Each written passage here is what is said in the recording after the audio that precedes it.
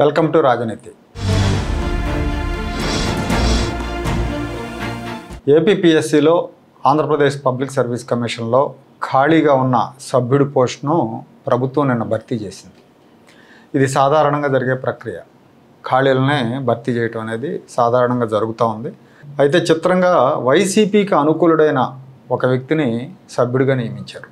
అతని పేరు సి శశిధర్. అతను అనంతపురం జేఎన్టీయూలో రిజిస్ట్రార్గా పనిచేస్తున్నారు. గతంలో జగన్మోహన్ రెడ్డి గారికి మద్దతుగా అనేకసార్లు ప్రకటనలు ఇచ్చారు. జగన్మోహన్ రెడ్డి ప్రభుత్వ విధానాలని పత్రికాముఖంగా సమర్థించారు. ఆస్థాన పత్రిక సాక్షిలో అనేకసార్లు ప్రభుత్వానికి మద్దతుగా ఈయన ప్రకటనలు ఇస్తే ఈయన ఫోటోతో సహా ప్రచురించారు. ఒక ప్రభుత్వ ఉద్యోగిగా ఉంటూ ఇతను అమరావతి రాజధానికి వ్యతిరేకంగా మాట్లాడాడు. 3 రాజధానుల నిర్ణయం సరైన నిర్ణయం, అమరావతి ఎప్పటికి కూడా పెద్ద రాజధాని కాలేదు అని మాట్లాడాడు.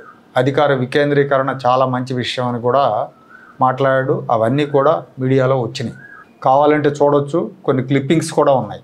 ఇతను జేఎన్టీయూ అనంతపురంలో డైరెక్టర్ ఆఫ్ ఇండస్ట్రియల్ కన్సల్టెన్సీ సర్వీసెస్లో ఉన్నప్పుడు 2020 జనవరి 21న 3 రాజధానుల విషయంలో ఆయన మాట్లాడాడు. ప్రభుత్వాన్ని సపోర్ట్ చేశాడు, జగన్మోహన్ రెడ్డి ప్రభుత్వాన్ని. దానికి ప్రతిఫలంగా ఇతనికి రిజిస్ట్రార్గా ప్రమోషన్ ఇచ్చారు. ఆ తర్వాత ఇతను జగన్తో కలిసి అనేకసార్లు ఫోటోలు దిగాడు. అనంతపురంలో ఎవరినైనా జర్నలిస్టులను అడిగినా లేదా ఎస్కేయు యూనివర్సిటీలో ఎవరిని అడిగినా కూడా ఇతను పచ్చి వైసీపీ అభిమాని అని చెప్తారు. నేను అనంతపురంలో జర్నలిస్టులతో మాట్లాడిన తర్వాతే ఈ వీడియో చేస్తున్నా. ఇలాంటి వ్యక్తిని ఏపీపీఎస్సీ సభ్యుడిగా నియమించారు. వైసీపీ హయాంలో ఉన్నత విద్యామండలి చైర్మన్గా ఉన్న హేమచంద్రారెడ్డికి ఇతను అనుంగు శిష్యుడు. సదర్ హేమచంద్రారెడ్డి జగన్ అడుగులకు మడుగులు ఎత్తాడు. ఆ రోజున కూటమి గెలవగానే రిజైన్ చేశాడు. రిజైన్ చేయటానికి ముందు కీలకమైన డాక్యుమెంట్లన్నీ కూడా మాయం చేశాడు. కొన్నిటిని చించేసి ఆ చిత్తంతా బయటికి పంపించేశాడు. ఆ రోజున ప్రభుత్వం ఇంకా ఏర్పాటు కాల. ఇతను రాజీనామా ఆమోదించే పరిస్థితి లేదు. అలాంటి సమయంలో ఇతనికి అప్పటి ఉన్నత విద్యాశాఖ కార్యదర్శి శ్యామలరావు గారు మెడికల్ లీవ్ ఇచ్చారు. అదే శ్యామలరావు గారు ఇప్పుడు టీటీడీ ఈఓగా ఉన్నారు తిరుమలలో. అలాంటి హేమచంద్రారెడ్డి శిష్యుడు ఈ శశిధర్. ఒకవైపు జగన్మోహన్ రెడ్డి హయాంలో ఆంధ్రప్రదేశ్ పబ్లిక్ సర్వీస్ కమిషన్లో జరిగిన అక్రమాల మీద ఇప్పుడు విచారణ జరుగుతూ ఉంది. 2 ఐపీఎస్ అధికారులు ఈ స్కామ్లో ఇన్వాల్వ్ అయి ఉన్నారు. ఆ రోజుల్లో ఏపీపీఎస్సీ చైర్మన్గా గౌతమ్ సవాంగ్ ఉన్నారు. సెక్రటరీగా పిఎస్ఆర్ ఆంజనేయులు ఉన్నాడు. పిఎస్ఆర్ ఆంజనేయుల మీద కేసు నమోదైంది. మూల్యాంకనంలో అవకతవకలకు పాల్పడ్డారు వీళ్ళు. వైసీపీకి అనుకూలంగా ఉన్నవాళ్ళు, వైసీపీ నేతలు సిఫారసు చేసిన వాళ్ళకు ఉద్యోగాలు వచ్చినాయి వీళ్ళ హయాంలో. దీని మీద కేసులు నమోదైనాయి. సమగ్రమైన దర్యాప్తు జరుగుతూ ఉంది. లక్షల మంది నిరుద్యోగుల జీవితాలతో వాళ్ళు ఆడుకున్నారు ఆ రోజున.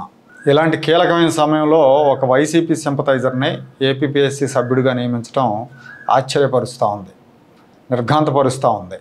ఇది రాజ్యాంగబద్ధమైన పోస్టు. ఈ నియామకం జరిపే ముందు ఒకసారి ఆ వ్యక్తి పూర్వపరాలని విచారించాలి. ఇంటెలిజెన్స్ ద్వారా నివేదిక తెప్పించుకోవాలి. మరి ఇంటెలిజెన్స్ వాళ్ళు తప్పుడు నివేదికలు ఇచ్చారో, లేకపోతే సీఎం పేషీలోనో, లేకపోతే ఉన్నత విద్యామండలి పేషీలో ఉన్న అధికారులు సిఫారసు చేశారో తెలియదు. కానీ ఇతను ఏపీపీఎస్సీ మెంబర్ని చేశారు.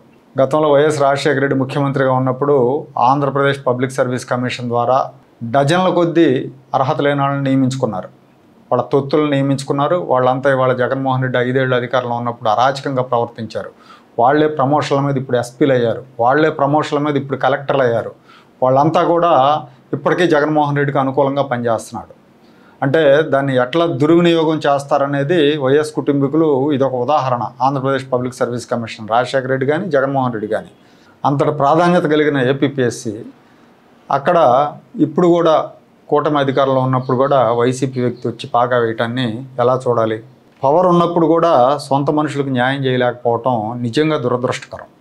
అంతకంటే దురదృష్టకరం ఇంకేం ఉండదు. ఇవాళ ఈనాడులో కూడా ఒక వార్త వచ్చింది. అధికారులు ఎవరూ మాట అంటలేదని, ఇష్టారాజ్యంగా వ్యవహరిస్తున్నారని. వాళ్ళ సొంత పనులు అయితే క్షణాల మీద చేసేసుకుంటున్నారు. ప్రభుత్వ పనులు అయితే పక్కన పెట్టేస్తున్నారు. పనులేవి ముందుకు సాగట్లేదు. కొంతమంది మంత్రుల వైఖరి కూడా అలాగే ఉంది. మంత్రులకు కొంతమంది అధికారులు సహకరించట్లేదని ఆ కథనంలో రాశారు. యాక్చువల్గా జరుగుతున్నది అదే, వాస్తవికమైన కథనం అది.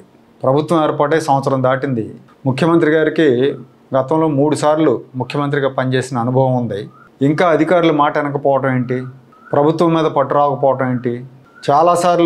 చాలా సందర్భాల్లో పచ్చి వైసీపీ అనుకూల అధికారులను తీసుకొచ్చి కీలక స్థానాల్లో కూర్చోబెడుతున్నారు. ఏపీ మీద అభిమానంతో ఇక్కడ పనిచేద్దామని డిప్యుటేషన్ మీద ఎవరన్నా వస్తే వాళ్ళని మాత్రం ఇబ్బంది పెడుతున్నారు. వాళ్ళని చేర్చుకోరు. చేర్చుకుంటే సరైన స్థానం ఇవ్వరు వాళ్ళకి. అహ్మద్ బాబు మీద ఇలాంటి ఆరోపణలు వచ్చినాయి. ఒక లేడీ ఆఫీసర్ ఆంధ్రప్రదేశ్కి డిప్యుటేషన్ మీద వస్తే ఆవిడ సీనియారిటీ దగ్గర పోస్ట్ ఇవ్వకుండా జూనియర్ పోస్ట్ ఏదో ఇచ్చాడు. అది పత్రికల్లో వార్తలు వచ్చిన తర్వాత ప్రభుత్వం జోక్యం చేసుకొని ఆమెకు న్యాయం చేయాల్సి వచ్చింది. అధికారుల తీరు ఆ రకంగా ఉంది. ఇప్పుడు ఈ శశిధర్ నియామకమే కాదు, గతంలో కూడా ఈ ఏడాది కాలంలో ఇలాంటివి కొన్ని జరిగినాయి. అదేమంటే అధికారులందరూ వైసీపీకి అనుకూలంగా ఉన్నారు, మేము ఎవరిని పిక్ చేసుకోవాలన్నట్టుగా మాట్లాడుతున్నారు. శ్రద్ధ పెడితే, దాని మీద దృష్టి పెడితే అప్పట్లో ఎవరైతే దూరంగా ఉన్నారో, ఎవరి మీద అయితే కక్ష సాధింపులకు పాల్పడ్డారో, ఎవరికైతే కీలక స్థానాలు ఇవ్వలేదో అలాంటి వాళ్ళు అందరం తెచ్చి పెట్టుకోవచ్చు కళ్ళు మూసుకొని. కానీ ఆ పని చేయరు. కూటమి ఏర్పాటైన వెంటనే రాజమండ్రిలో చంద్రబాబు నాయుడు గారు జైల్లో ఉన్నప్పుడు ఆ జైలు సూపరింటెండెంట్గా ఉన్న వ్యక్తిని తీసుకొచ్చి టీటీడీ జేఈఓగా పెట్టే ప్రయత్నం జరిగింది. సిఎస్ కూడా సంతకం చేశాడు ఫైల్ మీద. ఆ సమయంలో రాజనీతి మొట్టమొదటిసారిగా దాన్ని బయటపెట్టింది. బయటపెట్టిన వెంటనే కేడర్లో తీవ్రమైన ఆగ్రహవేశాలు వ్యక్తమైనవి. ఆ నియామకం ఆగిపోయింది. ప్రతిసారి తప్పుడు వ్యక్తుల్ని ఎంపిక చేసుకోవటం, మళ్ళీ వాళ్ళని సరి చేసుకోవటం అనేది ప్రజలకు, కేడర్కు రాంగ్ సిగ్నల్స్ పంపుతుంది. పార్టీ కోసం కష్టపడి పనిచేసిన వాళ్ళకి, తెలుగుదేశం ముద్రపడి కీలక స్థానాలు లేకుండా విధులకు దూరంగా గత 5 ఏళ్ళు ఉన్న వాళ్ళకి తగిన న్యాయం జరగట్లేదు. ఇలాంటి కోర్టులకు మాత్రం పిలిచిపెట్టేస్తున్నారు. దీని మీద కేడర్ సోషల్ మీడియా వేదికగా తీవ్ర ఆగ్రహం వ్యక్తం చేస్తూ ఉంది. అందుకే ఇప్పుడు కొత్త పల్లవి అందుకున్నారు. కొంతమంది మొదలుపెట్టారు. ఏంటి, ఆయన మాట్లాడకుండానే సాక్షిలో ఆయన ప్రకటనలు వేశారని, ఆయన ప్రకటనల ఫోటోతో సహా వేశారంట. ఆయన మాట్లాడకుండానే జగన్ పాలన పొగుడుతున్నట్టు, అమరావతిని వ్యతిరేకిస్తున్నట్టు ఇలాంటివన్నీ ఆయన మాట్లాడకుండానే సాక్షిలో వేశారు.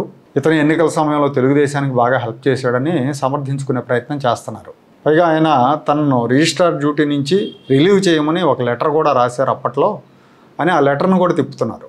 ఈ లెటర్లు ఎవరైనా క్రియేట్ చేయొచ్చు. అందులో రిసీవ్డ్ అని కానీ, అక్నాలెడ్జ్ చేస్తూ స్టాంప్ కానీ ఇలాంటివి ఏం లేవు ఆ లెటర్ మీద.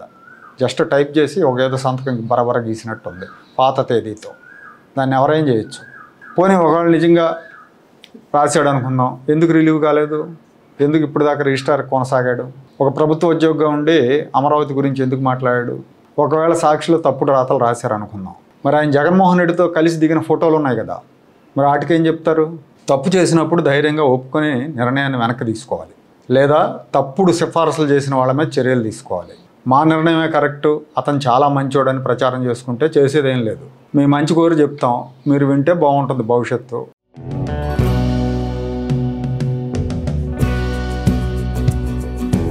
Like, share and subscribe to Rajaniti channel.